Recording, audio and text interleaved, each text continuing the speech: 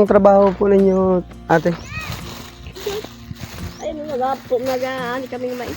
Nag-aani kayo ng mais? Oo, ay wala din naman. Hindi rin gaano maganda ang kita, no? Ay, oo, lugi nga yung may-ari. Lugi pa yung may-ari. Magandang hapon mga lods. Atira pa tayong isda ay ilalako natin yung kahapon. Matumal kaninang maga ay. Maghahanap ulit tayo guys ng ng tutulungan araw na ito. Kahit medyo hapon na. Matumal ang bintahan kanina eh.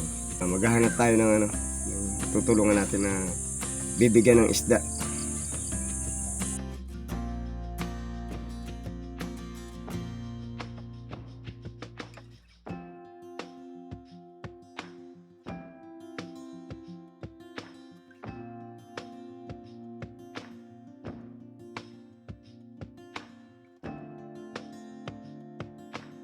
Ate, tamban.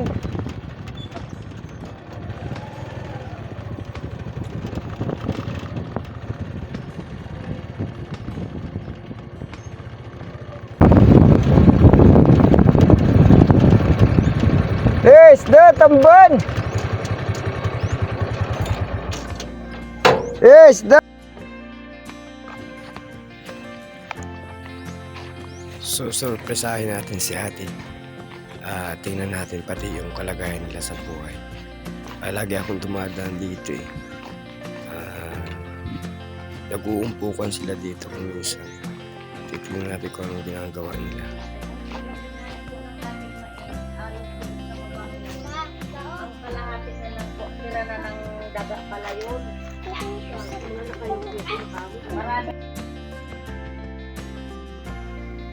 Pagandahan lang pala manong nandito sana harvester, yun lang ang maganda. Wala ka pang pambili? Wala pa. Mahirap ang buhay ngayon, ano? Bukas pa ko po, napuntahan ko. Ako nagbalat magkano kilo? 120 tiya? 1 kilo?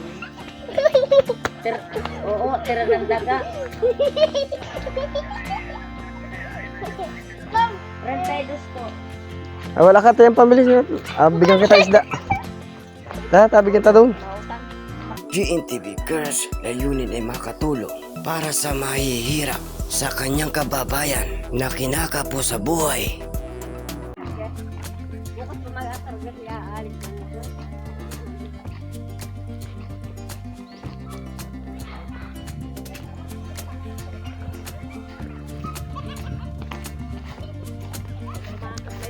Ayan si Tia, walang pambiling isda eh. Binigyan na lang natin si Tia ng isda, walang pambili ay.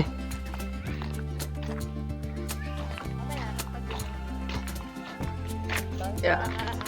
Balik mo uli ay may tira na kami. Anong trabaho po ninyo, ate? Ay, nag-aani kaming mais. Nag-aani kayo ng mais? Ay, wala din naman. Hindi rin gaano maganda ang kita, no? Ay, oo, lugi nga yung may-ari. Lugi pa yung may-ari. Yun lang.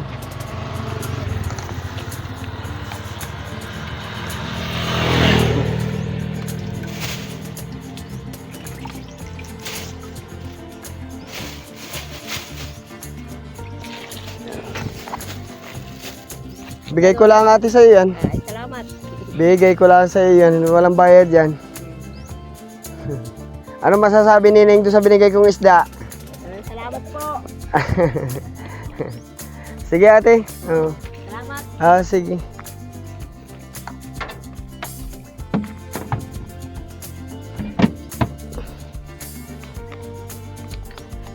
Ayan, nakapagpaligaya na naman tayo ng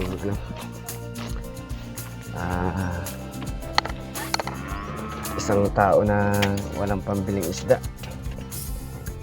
Siya daw ay magpuputi ng mais. Ay, walang ganong kita daw. Kaya binigyan na lang natin si Tia ng isda. Wala daw siyang pambili ay.